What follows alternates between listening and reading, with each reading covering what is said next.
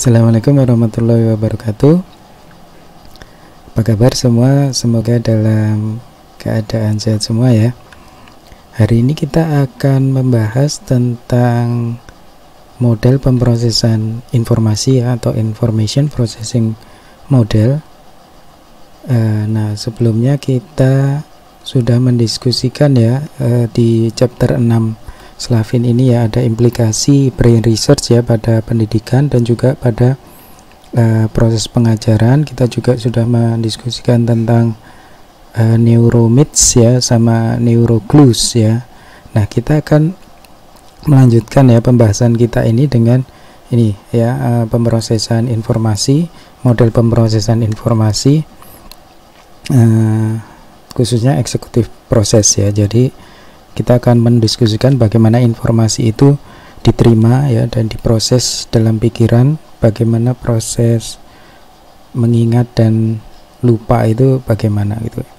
Nah, kita akan membahas model pemrosesan informasinya dari Atkinson dan Shiffrin ya. Baik, kita mulai saja. Jadi sebelumnya kita refresh lagi ya, apa itu Cognitive Theories of Learning. Jadi teori ini adalah teori yang berhubungan dengan proses yang terjadi dalam pikiran pembelajar ya. Jadi dan juga bagaimana ya cara membantu siswa menggunakan pikiran mereka secara lebih efektif gitu ya untuk belajar, mengingat dan menggunakan pengetahuan dan keterampilan.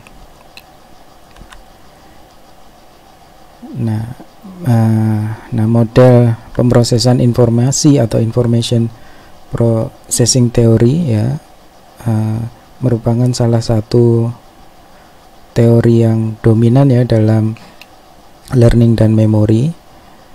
Ini merupakan bagian dari cognitive theories of learning ya. Tadi sudah saya singgung ya bagaimana informasi diserap, bagaimana guru bisa memanfaatkan proses ini untuk membantu siswa mengingat informasi dan keterampilan yang penting gitu ya. Nah, model pemrosesan informasi yang banyak diikuti ya adalah modelnya Atkinson dan Shiffrin ini gitu ya. Atkinson Shiffrin model of information processing ya. Nah, model ini merupakan versi update-nya ya yang ada di Slavin ya. Nah, kita lihat secara singkat. Nah, ini adalah model pemrosesan informasi dan memori ya. Secara sederhana, informasi yang hendak diingat itu harus masuk ke indera individu dulu ya, kemudian ditransfer ya dari sensory register ke working memory ya, atau short term memory ya, baru kemudian diproses kembali untuk ditransfer ke long term memory. Jadi ada 3 komponen utama ya dalam model pemrosesan informasi ini, yaitu sensory register, working memory, dan long term memory. Jadi segala hal yang bermakna untuk kita ya itu nanti disampaikan ke working memory ya, karena beragam alasan ya. Jadi kalau tidak bermakna ya tidak akan diproses gitu. Nah, kemudian kita mengevaluasi stimulus baru itu tadi berdasarkan apa yang sudah ada di long term memory.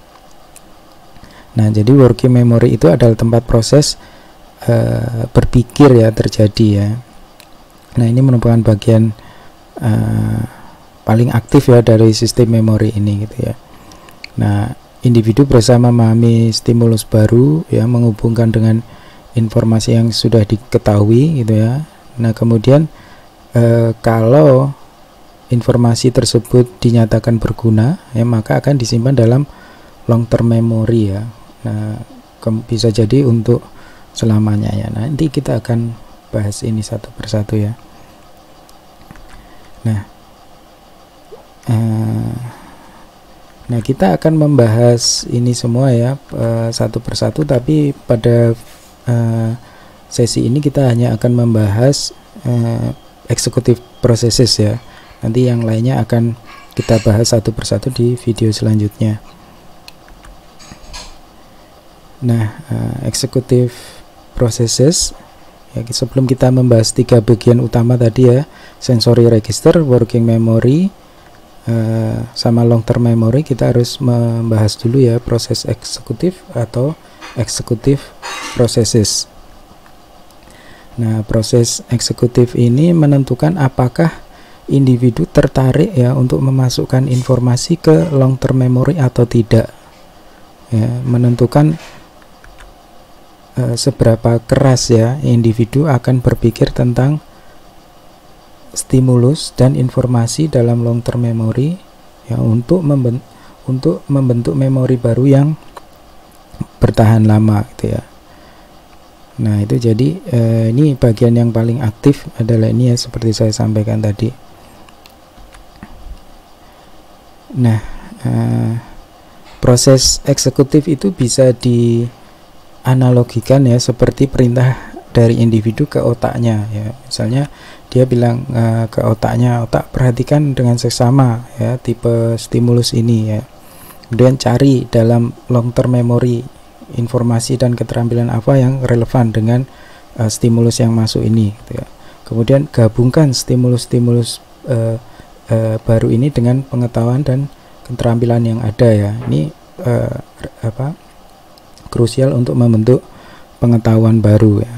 Nah, kemudian simpan nih pengetahuan baru tersebut ya pada lokasi yang bisa diakses ya nanti ketika dibutuhkan itu ya.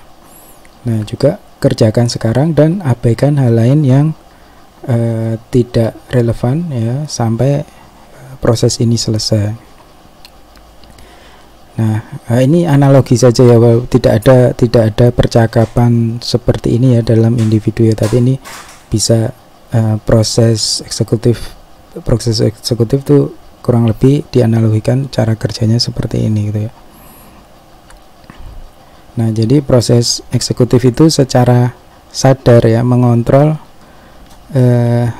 atau memutuskan apakah energi mental itu harus difokuskan dan mengeksekusi ya rencana untuk belajar sesuatu yang dinilai oleh berguna untuk individu itu. Nah, itu semoga itu cukup jelas ya untuk terkait executive function ya, executive processes ya. Nah, selanjutnya kita akan mendiskusikan sensory register ya, langkah bagian selanjutnya dari model pemrosesan informasi. Baik, terima kasih atas perhatian rekan-rekan. Saya tutup. Assalamualaikum warahmatullahi wabarakatuh.